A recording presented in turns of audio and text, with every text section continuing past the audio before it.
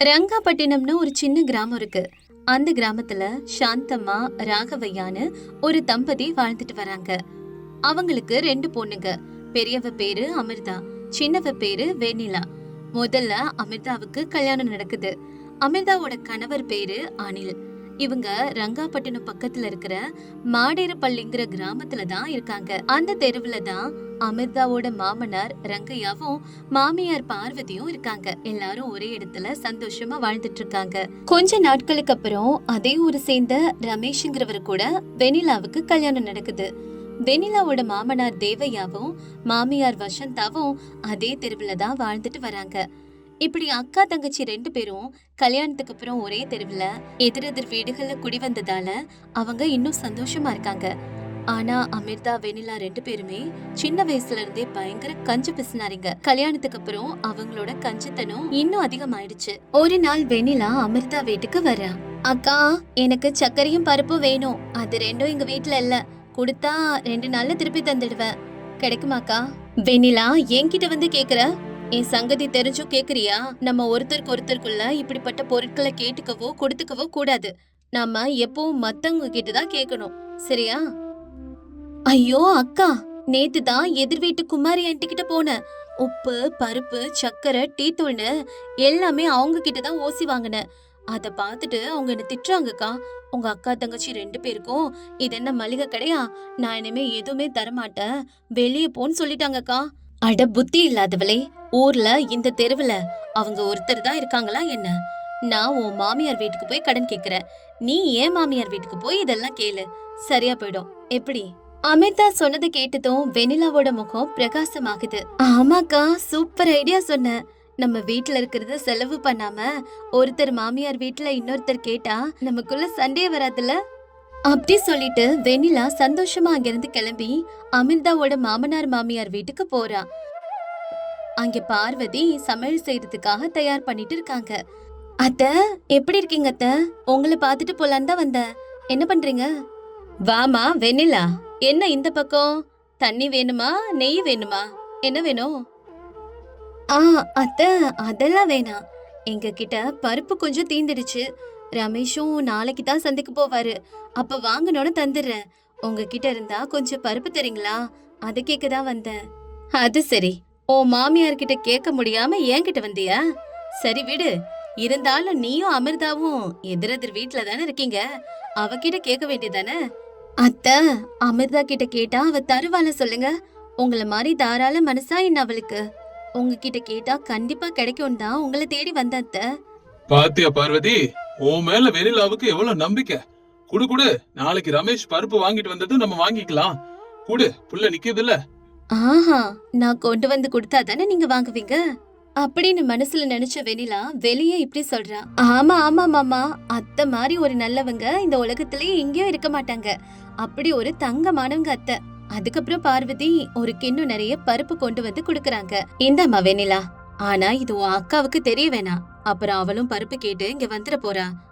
நான் சொல்ல மாட்டேத்த, அவளை பத்தி எனக்கு தெரியாதா என்ன? அப்படி சொன்ன வெனிலா அந்த பருப்பை வாங்கிக்கிட்டு சந்தோஷப்பட்டபடியே வீட்டுக்கு வரா. வீட்டுக்கு வந்ததும் அவசர அவசரமா சமையல் பண்றா. அந்த பருப்போட வாசம் அந்த தெருவெங்கும் வீசுது. சமையல முடிச்சிட்டு பாத்திரங்களை கழுவி வைக்கும் போது அங்க அமிர்தா ஒரு காலி கிண்ணத்தோட வந்துட்டு இருக்கா. அப்ப அமிர்தா இப்படி கேக்குறா. வெனிலா, சமையல் முடிச்சிட்டு போல, வாசம் சூப்பரா வருது. எனக்கு கொஞ்சம் பருப்பு ஊத்தி கொடுக்கறியா? அமிர்தா இப்படி கேட்டதும் வெனிலா ஷாக் ஆகுறா. என்னக்கா, நீதான் ஏற்கனவே குழம்பு வச்சிட்டியே, அதுக்கப்புறம் என்கிட்ட ஏன் வந்து பருப்பு குழம்பு கேக்குற?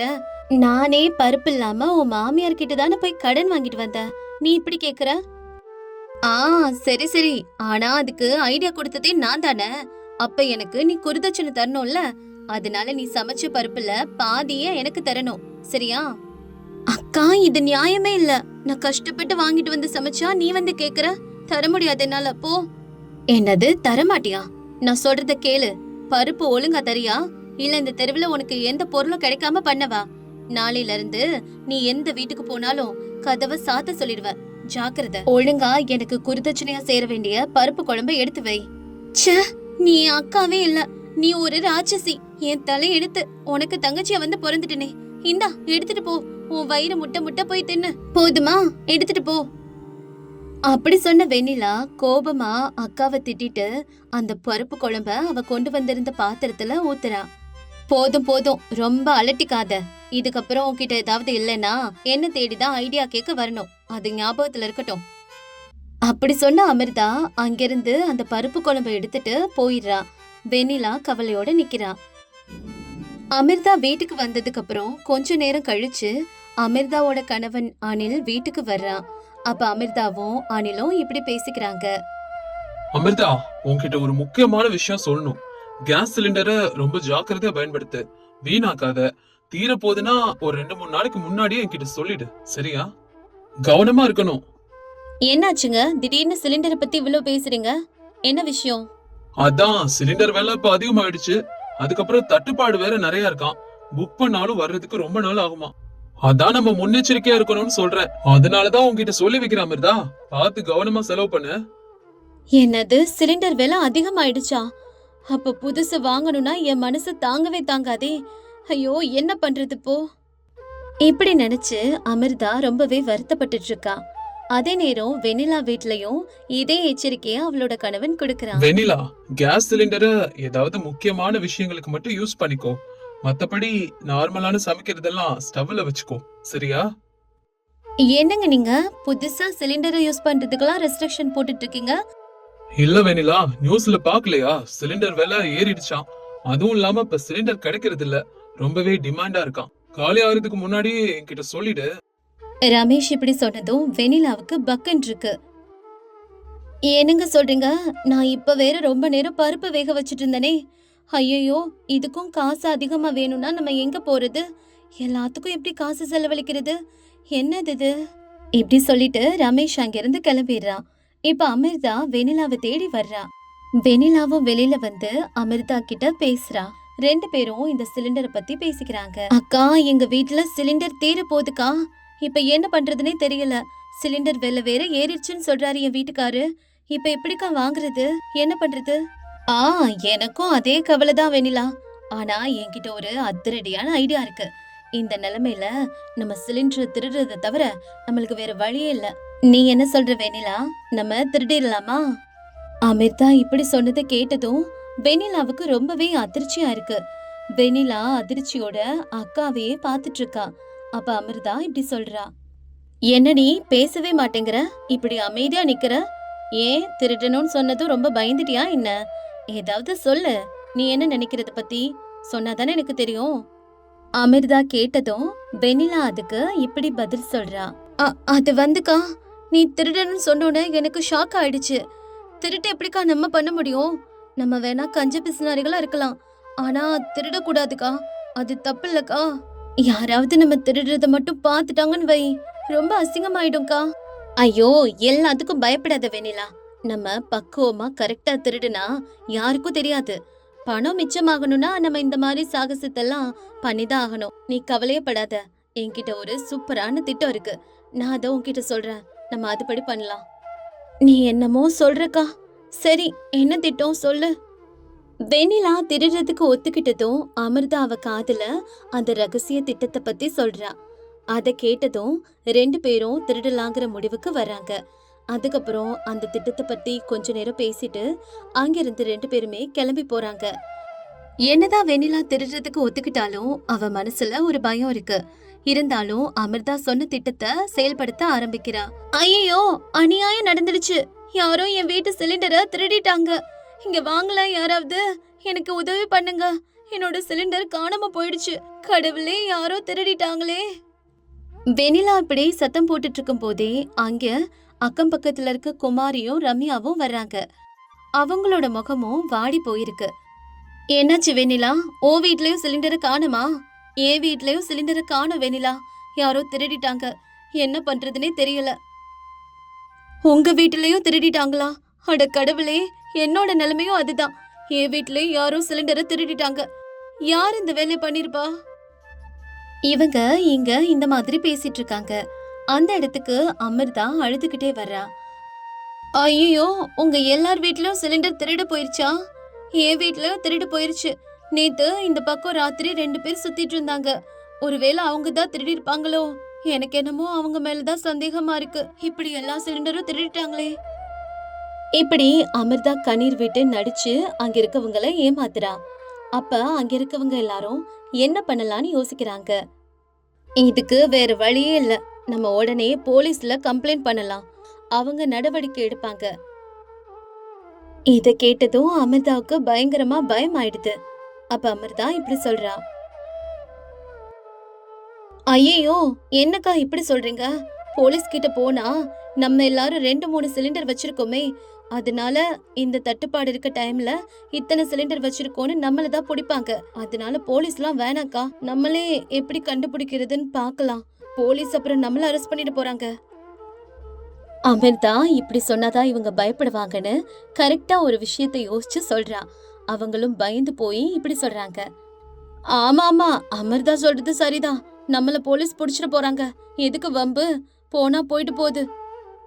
இப்படி அவங்க எல்லாரையும் பயமுறுத்தி அனுப்பி வச்சதுக்கு அப்புறம் வெண்ணிலாவும் அமிர்தாவும் உட்காந்து பேசிட்டு இருக்காங்க. பாத்தியா, இப்ப நமக்கு 4 சிலிண்டர் கிடைச்சிருக்கு. உனக்கு 2, எனக்கு 2. எப்படி என்னோட ஐடியா சொல்லு? அக்கா, சூப்பர் ஐடியா அக்கா. முதல்ல நான் கூட பயந்தேன், ஆனா இவ்ளோ ஈஸியா வேலை முடிஞ்சிருச்சு. நெக்ஸ்ட் டைம் நம்ம பக்கத்து தெருல பிளான் பண்ணலாம். பக்காவா பிளான் பண்ணி தூக்குறோம். இப்படியே திருடி கொண்டு வந்த சிலிண்டரை வச்சு சந்தோஷமா வாழ்ந்துட்டு இருக்காங்க. அப்ப 3 மாசம் கழிச்சு திருடி கொண்டு வந்த அந்த சிலிண்டர்களும் காலியா போகுது. இதுக்கப்புறம் பக்கத்து தெருல போய் திருடலாம்னு சொல்லிட்டு 2 பேரும் கயிறு எடுத்துக்கிட்டு ராத்திரி நேரத்துல பக்கத்து தெருக்கு போறாங்க. இவங்க அந்த மாடியில கயிறு கட்டி ஏறிட்டு இருக்கும் போது அங்க வந்த 2 பேரு, டேய், யாரோ திருடங்க மாதிரி தெரியுதுடா. ஐயோ, திருடங்களேதான். இவங்க 2 பேரும் சுவர் ஏறிட்டு இருக்கும் போது அங்கிருந்த 2 பேரு திருடன் திருடன் கத்தவும் பயந்து போன அக்காவும் தங்கச்சியும் கீழே குதிச்சு ஓட ஆரம்பிக்கிறாங்க. இந்த 2 பேரும் அவங்க 2 பேரையும் விடாம துரத்தி பிடிக்கிறாங்க. ஒரு கட்டத்துல 4 பேரும் ஒருத்தர் ஒருத்தர் பாத்துக்கிறாங்க. பார்த்தா அந்த 2 பேரும் அனிலும் ரமேஷும். இப்ப 4 பேரும் ஒருத்தர் ஒருத்தர் பார்த்து ஷாக் ஆகுறாங்க. ஏய் அமிர்தா, வெனிலா, நீங்களா? நீங்க 2 பேரும் எதுக்காக ராத்திரியில சுவர் ஏறி குதிச்சிட்டு இருக்கீங்க? நீங்க 2 பேரும் திருடுங்களா? இந்த ராத்திரி நேரத்துல இங்க 2 பேரும் என்ன பண்ணிட்டு இருக்கீங்க? ஆமாக்கா, ஏதோ திருட்டு வேலை பண்றாங்க. எனக்கு என்னமோ இவங்க தான் அந்த சிலிண்டர் எல்லாம் திருடுறதுன்னு சந்தேகமா இருக்குக்கா. ஏய் வெண்ணிலா, என்ன லூசு மாதிரி பேசிட்டு இருக்க? நாங்க எதுக்கு திருடணும்? நீங்க தானே சுவர் ஏறினீங்க. நாங்க உங்களை தான் அடையாளம் தெரியாம திருடன்னு நினைச்சு கத்திட்டோம். வந்து கேட்டா எங்களை திருடன்னு சொல்ற? அது நாங்க 2 பேரும் திருடங்களை பார்த்தோம். அதனாலதான் அந்த திருடங்களை ஃபாலோ பண்ணிட்டு அப்படியே வந்தோம். அந்த நேரத்துல தான் நீங்க எங்களை பார்த்திருக்கீங்க. நீங்க எங்களை பார்த்து திருடுங்கன்னு நினைச்சிட்டீங்க, நாங்க உங்களை பார்த்து திருடுங்கன்னு நினைச்சிட்டோம். அதான் இவ்ளோ குழப்பம். இப்படி அமிர்தா சமாளிச்சிட்டு இருக்கும் போதே அந்த இடத்துக்கு ரம்யா வர்றா. ரம்யா இப்படி சொல்றா. ஹே அமிர்தா, வெண்ணிலா, செம்ம வேலை செஞ்சிருக்கீங்க. உங்க புருஷங்களையும் திருட்டு வேலைக்கு கூட்டிட்டு வந்துட்டீங்களா?